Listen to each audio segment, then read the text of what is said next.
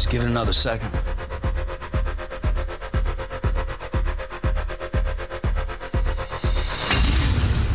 Let's do it. We go in, stay in formation for the sweep. After that, you all know what you're supposed to look for. Any questions? Was there ever a time you weren't the boss of me? We had a few years before I was born.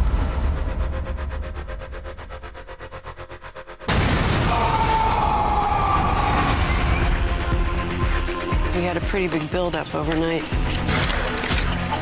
Dozens more towards Tower 3.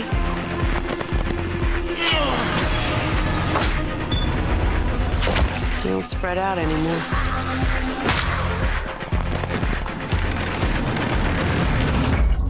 It's manageable, but unless we get ahead of it, not for long.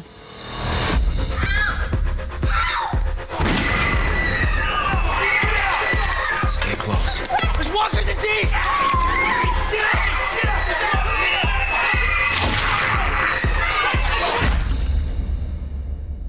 What happened in there? Someone attacked the cell block. Don't panic, we're going to figure this out. Got to find who did this. They're not going anywhere. We'll find them. You have to have numbers. People are the best defense against walkers or people. We need supplies. Help build up these fences. I'd like to start pulling my weight around here. Let me earn my keep. Today, talking about knives. How to use them, how to be safe with them, and how they could save your life.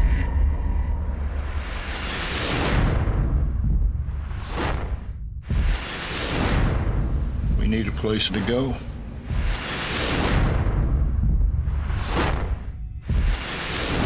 If Woodbury was still in one piece. Yeah, but it ain't. We might be safer outside those walls.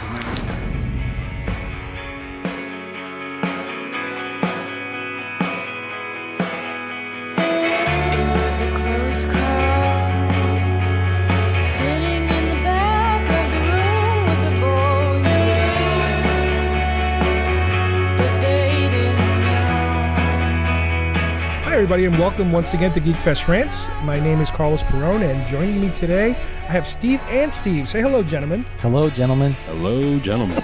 Today we are doing our long-delayed return to The Walking Dead. We actually did almost like a first half of season 3 a while back, but we never got around to finishing off the season. And we now also have a preview of season 4. They finally put out some kind of a trailer a couple of weeks ago during Comic-Con. So let's talk a little bit about where the show left us and where we think it's going based on that trailer. So who remembers where we left off? Not me. We were about halfway through. We left off around the time of when Michonne takes out the governor's eye and all hell breaks loose in Woodbury. We're seeing the heads in the tanks, and Andrea discovers all this. And Daryl is caught. And Daryl is caught, yes. So from what I remember, as you mentioned, Daryl was caught and they were forced to fight. That is Daryl and Merle. And at first we thought they were just going to have him fight like a zombie or something. Walker. But all of a sudden Merle shows up and they're making Merle fight Daryl. Right. Because I guess the governor is testing some loyalties. And disappointed at the fact that his brother ended up kind of screwing them all in the process. And also disappointed that Michonne is still alive because Merle let her go. That's right. And when he told him that he killed her. And he lied. Essentially lied to him. So the governor has always questioned Merle's loyalty, especially after, being introduced to the prison contingent and knowing that Daryl, his brother, is there. So he's, playing the puppet master on a number of different levels. What's interesting is that while I was watching these episodes, I kept thinking, this is all a ruse. He's planting a Merle into the prison on purpose, pretending to join up with them because he wants to kind of sneak him in there. But no, it turns out that he was just angry at him and go ahead, fight your brother, and that's that. Mm-hmm. But while this is happening, Rick is staging his own attack on Woodbury to try to rescue Daryl. So what happens in that process? Well, first during the fight with Merle and Daryl, they introduced walkers into the equation. Then you're not quite sure as to how is this going to go down. Is Merle going to, throw blood aside and essentially just, survive for himself? But ultimately they team up to get the hell out of there. And because the attack is taking place at the same time, it gets very chaotic, and they're able to distract them enough to somehow get away from that whole area, in the process returning to the prison, where still Michonne is not completely trusted by Rick. He still has his doubts and that sort of thing. Right. And essentially, Daryl isn't really given an ultimatum, but he kind of is by Rick to say, hey, your brother is bad news. I thought we were past this. And, Daryl is trying to play both sides of the table and be the peacemaker because it's his brother, it's his brother, it's his brother. But even he knows his brother is a really messed up dude. A loose cannon. And he doesn't even know, what he could possibly do. And he doesn't quite trust him. But at the end of the day, it is his brother and he trusts him. So I think he's definitely torn between Merle and Rick. And now isn't this around the time that Rick is starting to lose his grip Right. on reality? Everybody basically goes back to their homes, and Rick starts to have these weird hallucinations where he sees Laurie. And the phone is ringing and somebody's on the other and end. he's talking to it, and it's like the audience doesn't know. What are we dealing with here? Is this like some kind of supernatural thing, or is he just losing his marbles, basically? Yeah. Tying it back to those phone calls that he was getting in the prison. Now, everybody is preparing for somebody to attack somebody because they know that sooner or later somebody, They can't just live peacefully. Right. Rick is being urged to attack before they attack, and the governor wants to attack. So it's a matter of preparing for who's going to go first. Right. Alongside that, you have Daryl and Merle ultimately go off on their own. Daryl chooses his brother, figuring, well, we can survive. And it's even more difficult for him because he has become one of the go-to guys amongst the prison group. He's like the second in command, really, if you think about it. He really is. Well, then, in addition to that, you have the new members. They're not really members. You have Tyrese and his crew that had come to the prison, and essentially Rick, in his altered state, says, get out of here. Get out of here. And he's not even speaking to them directly. He's speaking to Laurie's apparition, and they take it as, well, I guess we need to leave this guy. He's Looney Tunes. Yep. So they set off, and they wind up arriving in Woodbury, and the governor sees it as an opportunity to get more information and ultimately find out how they got into the prison. So he's starting to just gather information and also turn them against Rick, which is not too hard because when they left him, he was off his rocker. Right. But Tyrese and most of his group, some of the people in his group seem to be more leaning towards the governor's side, but some of them, including Tyrese, he's a little reluctant, a little worried about exactly what is happening in this town. So you can kind of tell that there's some doubt in him. We should also mention, if we didn't know it before, the governor is a sick, twisted individual with the heads that he has collected. And is that his niece who he's got in the closet? It depends on what you use for reference. Okay. In the book that I read, which is, I guess... Is it canon?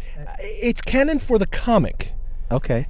The governor in the book is not the governor. In other words, they're a set of brothers. One is the tough guy, one is the wimpy guy. The tough guy dies, so the wimpy guy takes the personality of the tough guy and becomes the governor. His takes identity. his name and takes his personality, and that's his niece. In this show, we're led to believe it's his daughter. Right. So you could go either way. I mean, tomorrow the governor could say, oh, by the way, I took my brother's identity. He could do that, but they don't have to. But they haven't introduced it. No. Right. I think they're going in a different direction for the show. Okay. Right. So essentially the governor is now a woman scorned, and he's going to attack them very quickly. So much so that they're really not prepared for it. I mean, they're talking about it, but you got Rick wandering around in the woods. You have Glenn, who is just dying to go and attack the governor. And Herschel's trying to, calm him down and essentially say, no, you need to take care of the group. Our leader is, he's gone Batsy. He wants payback for what happened to Maggie. And at this point, Daryl and Merle are still MIA. So while he's wandering around, they get attacked by the governor and his group, including a tour bus filled with zombies. And they unleash them, break through the outer gates. And just release them there. That was very cool. Release them. It's a Trojan horse. Yeah. Exactly. Your classic Trojan horse. And in the midst of that, Rick is literally about to get absconded by some zombies, and here come Daryl and Merle to save him and then to ultimately refortify at least the inner perimeter of the prison so that they can, get back to business. How very Han Solo of them. So once again, everybody goes back to their homes to lick their wounds and recover from the attack. And at this point, Andrea, she's been kind of in the background, but still kind of on the governor's side.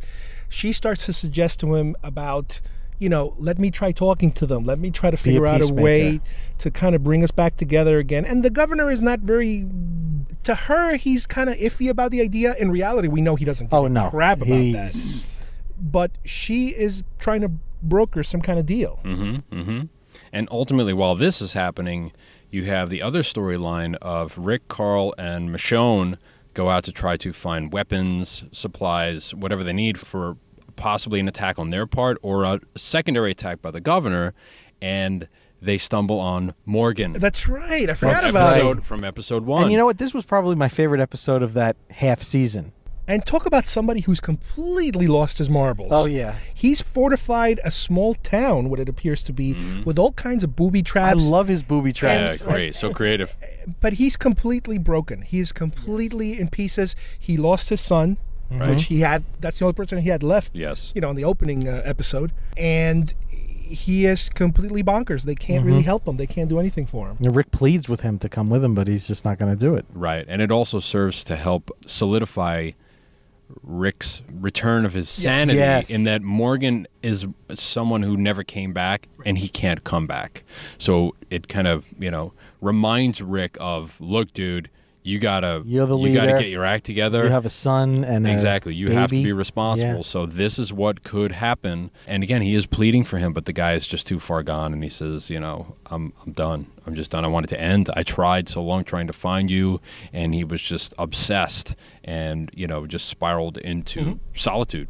In one of these outings, also, Michonne and Carl risked their lives to go into like a restaurant or something to retrieve a picture of Carl's mom, of Lori. Right. Carl is supposedly looking for a crib for the baby, but ultimately he's looking to find the last known family photo of him, his dad, and his mom, which is hanging in this bar. And Michonne has a moment with him where, after trying to tell him not to do it, she realizes that she just can't dissuade him from doing this. So she's going to support him and make a lesson out of it. Show him exactly how you do this. If you need to do this when I'm not here, this is how it's done. Because we are seeing episode by episode, Carl is changing drastically. He's becoming a real hardcore survivor like his type. dad. He's going to a different place. He's a combination of think about it. He's Daryl and his father and Michonne. The new generation. I mean, not that he was born into this world, but he's the next best thing. Yeah.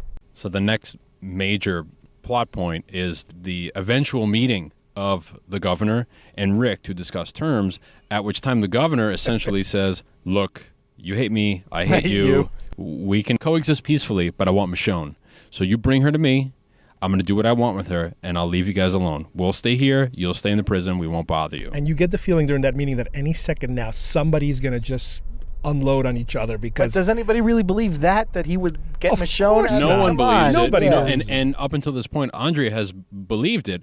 But even her now is starting to come around and say, you know what? This guy's really effed up in the head. I just don't trust him. I mean, how many times has he lied to me, and I have a quote-unquote intimate relationship with him? I just can't trust him. Right. So what do I need to do? Because if you remember, he told her in that state of, complete disaster where everything was gone. The Woodbury was under attack. He had been injured. He essentially tells her, after being yelled at by her, that he needs to stand up and be the governor for these people.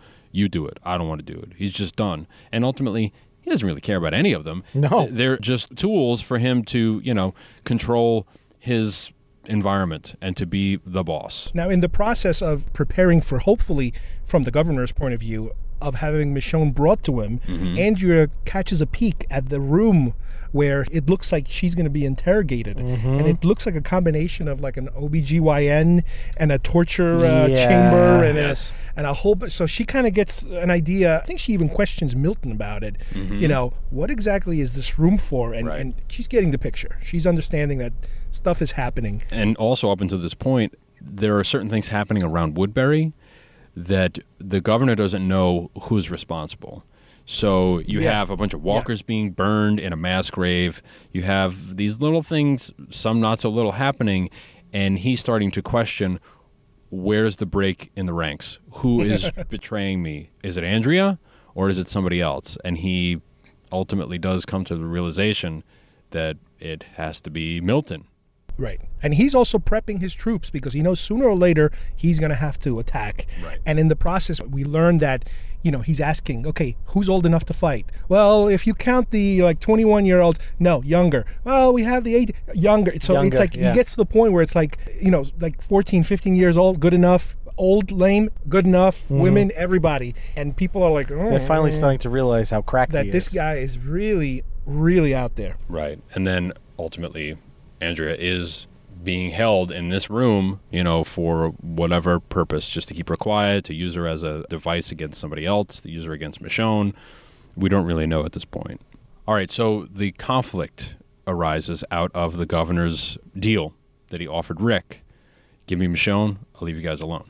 So Rick is completely conflicted with this because she has grown to become a member of their group, and ultimately he's now kind of refound himself, his soul. We were talking about Yes. Carl before and how Yes. Carl is essentially soulless at this point. But that's the difference between he and Rick.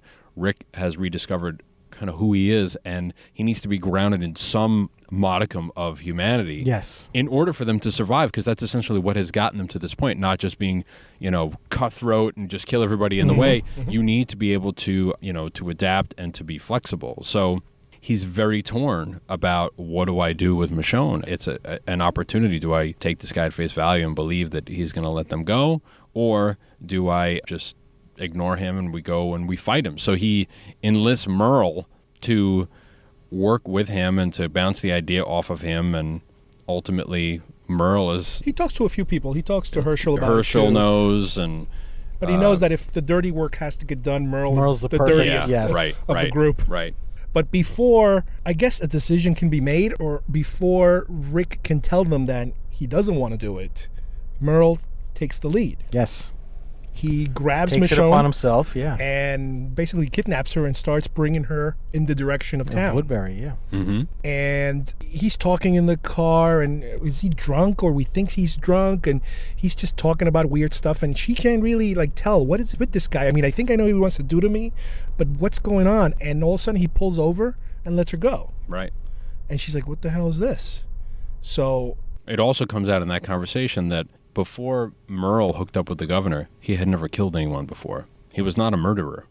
The governor turned him into a murderer. So it kind of gives you a sense as to maybe there's some shred of good in this guy, that, yeah, he's a criminal, he's a bad guy, he was a bastard, he was a bigot, but he never killed anybody before. So even he had a line, whereas the governor has no lines, no boundaries.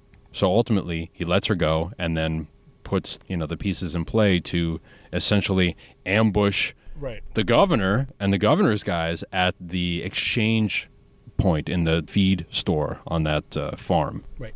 And, he's able to knock out a few of them. Knock out a few, quite yeah. a number of them, but eventually the governor gets to him, finds him, and we don't know what happens to him, but hurts ultimately... him enough to be kind of zombified, I guess. Yeah. You're right. So he's not going to kill him. He He's doesn't going to let shoot him in the head. He wounds him enough. Right. He mortally kills him, but not in a head way, I guess. Yeah, and lets the zombies... right. He lets them turn. He wants them to turn. Right. So once Daryl finds out that Merle is out and about with Michonne doing this deal, blah, blah, blah, he sets out to try to find his brother and finds his brother, and ultimately has to be the one to put him out of his misery. So we have, in this instance, we have our Rick Shane moment, our Rick Laurie It's a moment, Rick that Laurie moment. horrible Yes. when you have to kill someone you love. It was a great sequence in terms of, Merrill was the scummiest, filthiest Yes. piece of crap in this Yes. show, but there was a change in him, in his way, enough for the audience to care about. Oh, and you especially- felt for and Daryl. it was all Daryl. Yeah. The acting is all Daryl because he he was- has the one who he has to react to, Yes. to the zombie head. Right. The zombie head, he has no clue who this guy is. Right. He kind of looks at him, but he can't. There's nothing you can do for him. No, nothing. But great acting by Michael Rooker. Whoa. And by Norman Reedus. I Yeah, mean, they were... Oh, yeah. just absolutely, penetrating. So then we move on to our grand finale, which is ultimately the governor gives Milton his test, kill Andrea. Milton can't do it, and he says, all right, well, I'm going to shoot you, and now you're going to turn. then you're going to kill And her. then you're going to kill her anyway, so I'm going to get what I want. Wah. So governor does that, and it's the countdown to Milton essentially kicking the Turning, bucket. while our prison people, Rick's people, are coming to attack the governor and hopefully rescue Andrea in the process. And also in the process, the governor, since his forces have been somewhat diminished, rounds up some of the regular folk at Woodbury and says, take a gun, take a gun, take a gun. We're going out. You new people, Tyrese, all your friends, we're going out too. And ultimately, it turns out they're not really cut out for combat. Right. And those who survive, who are the weakest of all of them combat-wise, the governor turns on them. He turns on them in a big way and takes them, out in the middle of nowhere and kills them all. Except one. I forget the girl's name, but she's the one that makes it, and she's the one that lets not only Rick's group know what happened, but when they get back to Woodbury, she lets everybody know what happened. I guess that the governor has gone curse on everybody and just perfect analogy. Lost his marbles. So we are left now basically with the governor and a couple of his henchmen running in one direction. Yep. To I don't know how he's going to regroup. Rick in Woodbury gathering whatever left people are there, survivors, and bringing them, I guess, to the prison, right? Including Tyrese's group. They're going back to the prison. And that's where they left us. Now, I remember one of the things about the season finale was that it didn't have this big cliffhanger-y type of ending to it. It was a very calm end. I was hoping that we would resolve the governor's storyline. It just seemed like a natural endpoint. I don't know if you guys agree or not, but I was a little disappointed that, as much as I loved David Morrissey as the governor, I just felt like we were reaching the natural. I don't read the comic, so I don't know, and I know they go far afield from the comic, but I just felt like this seemed to be a natural endpoint for his storyline, and I was like, really? You're going to drag this out? I agree with you. I imagine they want to go with him. I don't know if they want to go a full season with him, but I think it might be enough to either bring him back when you least expect it, or just to give you a little tag, a little bonus. So maybe they'll take him out in the first 2 episodes? Maybe. Who knows? I'm completely speculating here because I have not read.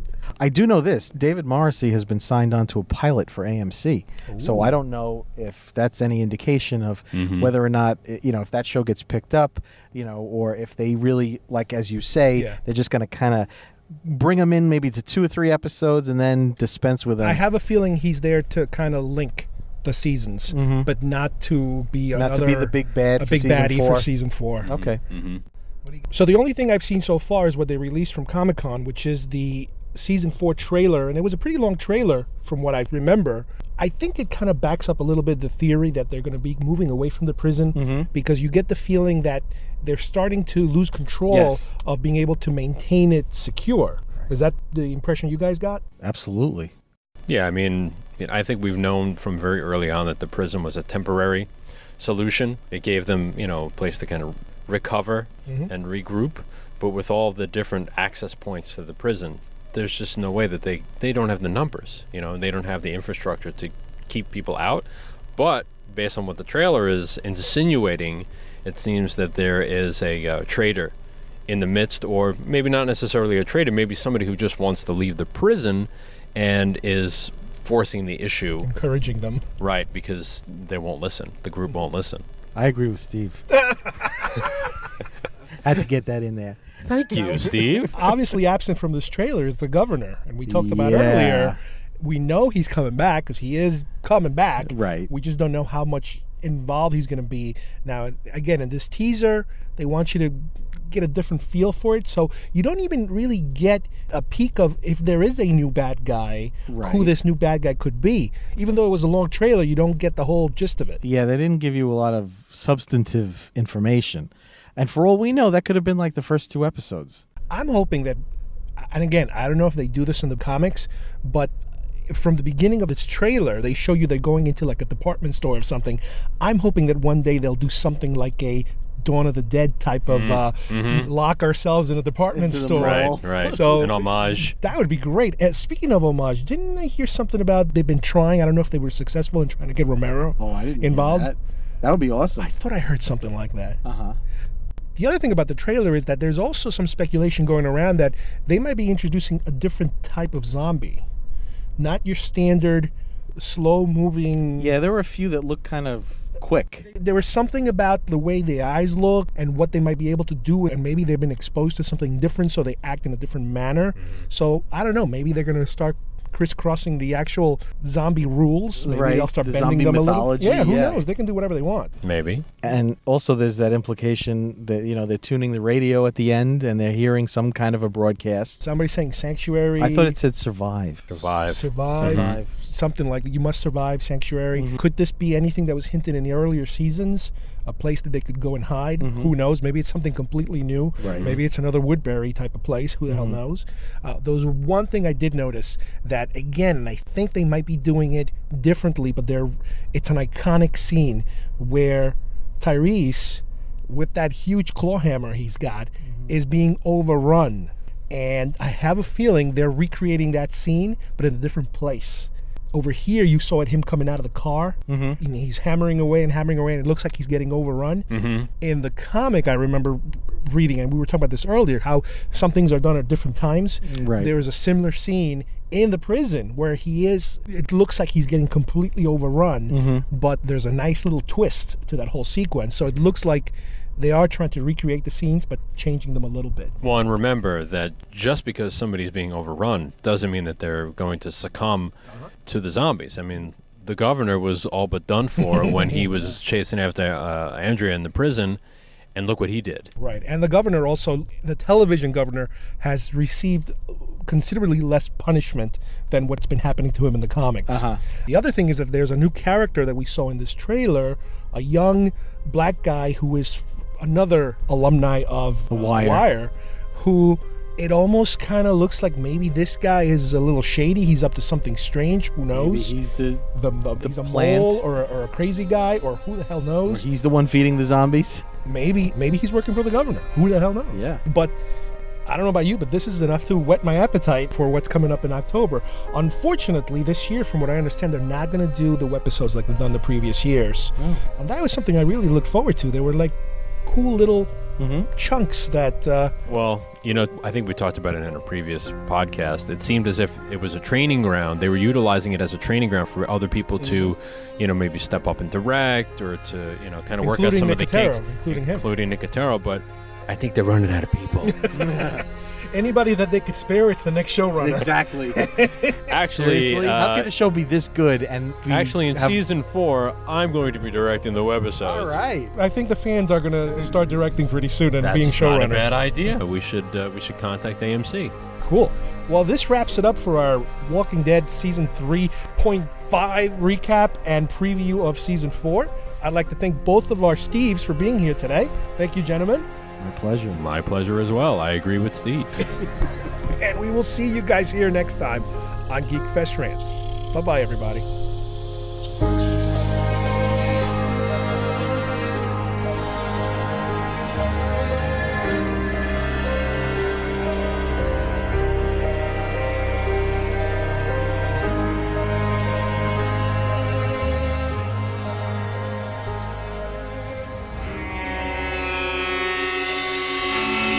We just lost 12 of our own. 2 more were killed in cold blood. Everything we've been working so hard to keep out You seeing this? Was someone feeding these things? just found its way in.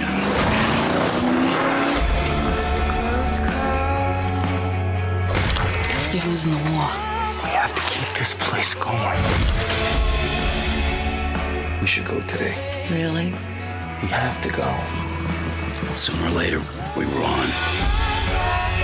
I won't stop. I won't say anything. There's not a lot of us left.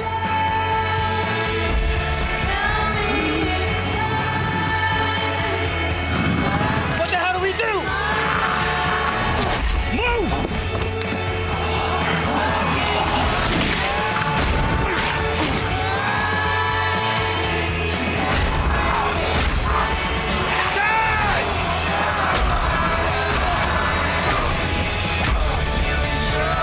You step outside, you risk your life. Take a drink of water. Carol! You risk your life.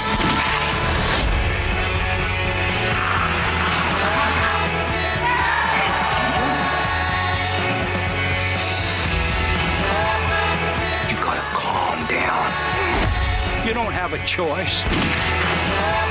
The only thing you can choose is what you're risking it for.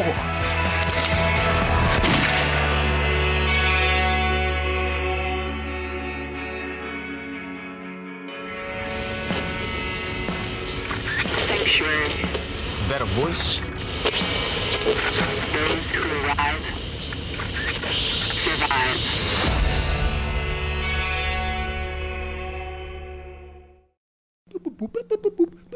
Stop. I agree with Steve. Thank you, Steve.